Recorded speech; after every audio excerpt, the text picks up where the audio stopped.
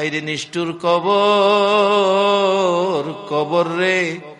কত মানুষ জীবনে কত দেশে যায় আবার ফিরে আসে, কবর নামের দেশে যারা গেছে গো আর ফিরে আসে না। মাবুদ, কবে জানি আমাদের কার নামে কবরের ডাক পাঠাইয়া দাও, কবে জানি কার সন্তানেরা এতিম হইয়া যায়, কবে জানি রে ঘর থেকে বাহির করলে আর ঘরে নিবে না।